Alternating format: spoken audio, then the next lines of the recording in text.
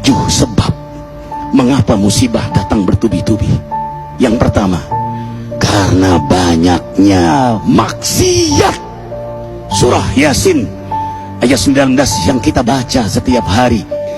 Kemalangan terjadi, musibah terjadi, malapetaka terjadi karena dosa keterlaluan kalian kepada Allah.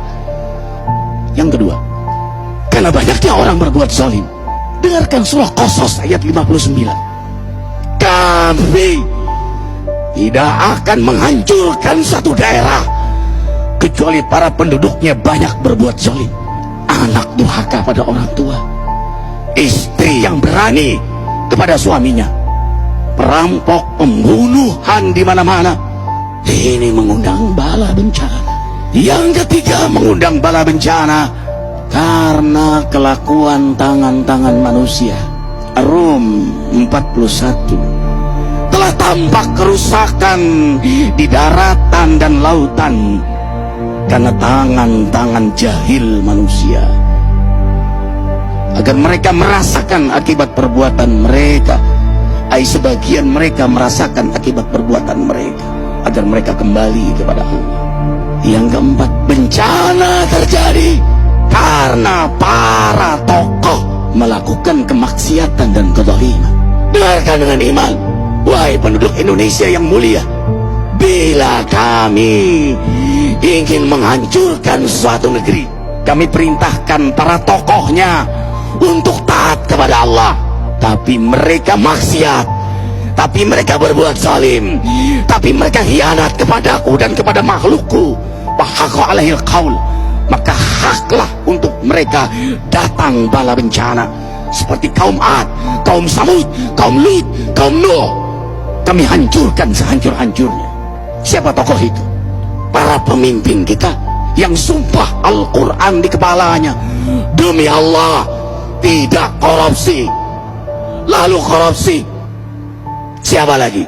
Hartawan, orang-orang kaya yang dengan harta berpoya-poya, sombong, maksiat dengan kekayaannya di tengah orang yang banyak menderita.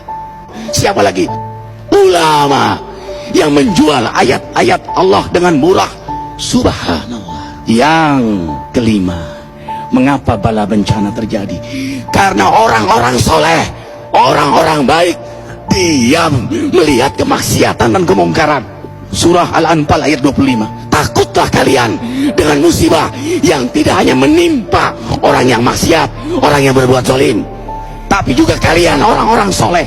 Maka masa bodoh dengan kemaksiatan bukanlah sikap seorang mukmin. Amar ma'ruf nahi munkar adalah amal cerdas. Yang keenam, justru karena rahmat Allah, karena peringatan yang Allah hadirkan agar hadir mahkamah kesadaran kita. Ikhwah, dengarkan dengan iman surah Al-Baqarah ayat 155, 156, 157. Kami pasti uji kalian dengan sesuatu yang buat kalian takut lapar, takut miskin, takut kematian. Tapi kabarkan berita gembira bagi hamba Allah yang sabar dari semua ujiannya, yang mereka berkata, sesungguhnya kami milik Allah dan sungguhnya kami akan kembali kepada Allah. Yang terakhir, yang ketujuh, ada yang nanya, bagaimana yang maksiat yang selamat? Tenang-tenang saja. Yang berbuat zalim malah sukses. Di mana keadilannya? Allah Maha Adil. Dengarkan surah Hud ayat 15-16. Barang siapa mencari kesenangan dunia, lalu dia menghalalkan semua cara, apa kata Allah?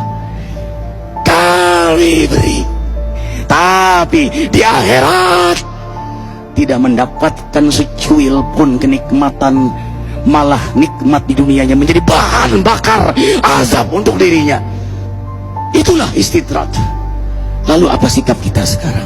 Orang beriman menjadikan peristiwa apapun sebagai jalan untuk mendekatkan dirinya kepada Allah.